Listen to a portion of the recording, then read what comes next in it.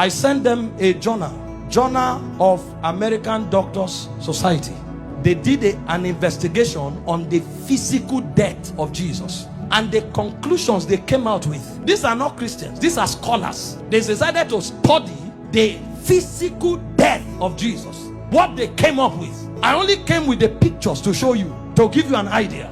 Show me the picture where they tied him to the stick to scourge him. The way they did it was they carried a fat tree, planted it, and locked your hand so that you can't shake. That means when they are scourging you, you can't turn. And they stripped you naked when they scourged you. The cane they used to whip you, they attached bones and metals to it. So anytime they wipe you, it pulled off your skin. There were records that said they whipped somebody like that and the thing tore the intestine and things came out. Somebody else was scourged like that. The whole back was peeled off. They saw bones.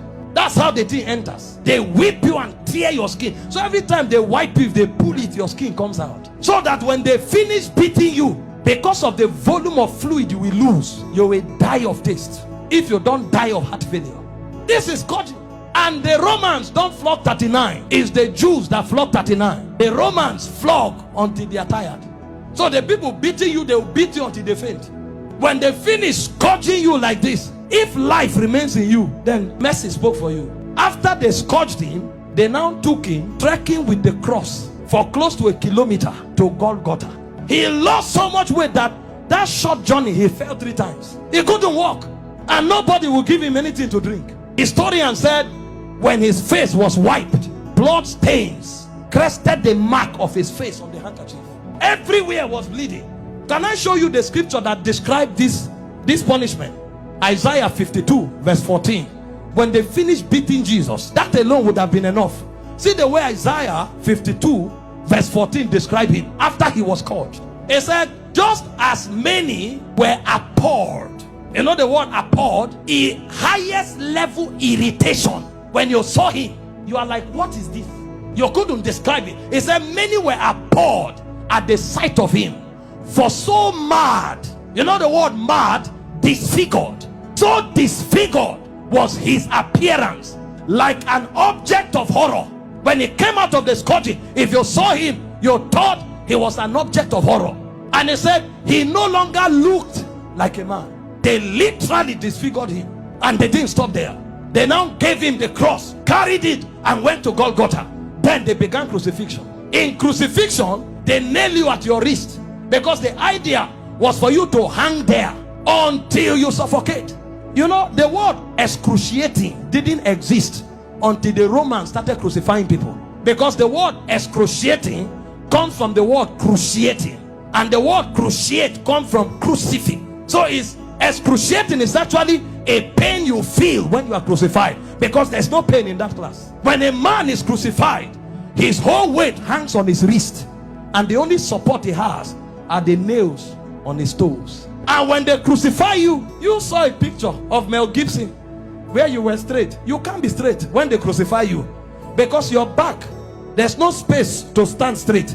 You have to turn sideways to hang, because this is how you hang. Your weight actually hangs on your wrist. If you are tired and you want to gain small balance, you now push it on your toe that is on the nail. That's why when they wanted to kill the criminals, they broke their legs. And the reason is because when you are hanging, your stomach is bent so that your diaphragm can't breathe. Air can't enter. So Jesus was there for 6 hours. You know what that means? For 6 hours, every time he breathed, he had to pull himself up. So he pulled himself on a nail up to breathe for 6 hours. He will pull up, breathe, go back, pull up for 6 hours. Remember, his back is already torn. So as he's pulling up, he's feeling pains on the wrist, his back is scrubbing on the cross, and his leg is feeling pain. To breathe and go back. Every breath was death for you for 6 hours. And they were mocking him at the same time. So there was soulish torture, there was physical torture. As if that's not enough, he carried sin on him. So God was not connected to him at the time. God had to turn away. So there was spiritual torture, soulish torture, bodily torture. So much so that he cried, Eloi, Eloi, lama sabachthani, my God, why hast thou forsaken me? It's like a disconnection between your spirit and your soul. So the man was no longer alive. He died in the spirit before he died in the natural. The level of pain. We don't know what was done for us in 6 hours. And guess what? His mother was there. Can you stand naked before your mother? This is the man that the mother saw do wonders. How come? Imagine when he looked at their faces. See what you'll be interpreting. Some are saying, why? How come? Why can't you do anything today? Then the Jewish people were mocking. Physician, heal yourself. Fake prophet, I thought you said you had miracles. Why don't you come down? The thieves that were on the cross, one was mocking him. So from everywhere. Meanwhile, all the sicknesses on earth were on him on the cross. You have cancer, you say it's painful. He had cancer, diabetes, hepatitis, all that day at the zenith.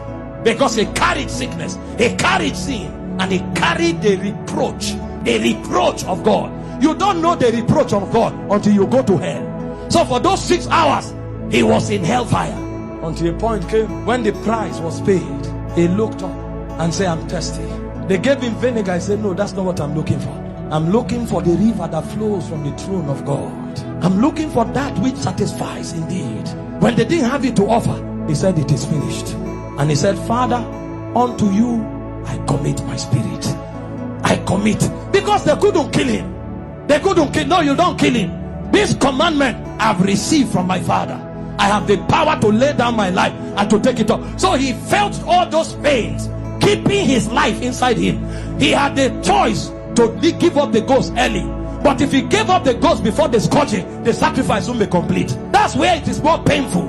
He had the power to say, no, now I depart. But he kept his life and suffered the pain. From the scourging, to the shame, to the reproach, to the embarrassment, to the flogging, to the crucifixion, until he checked and saw that the sacrifice was complete.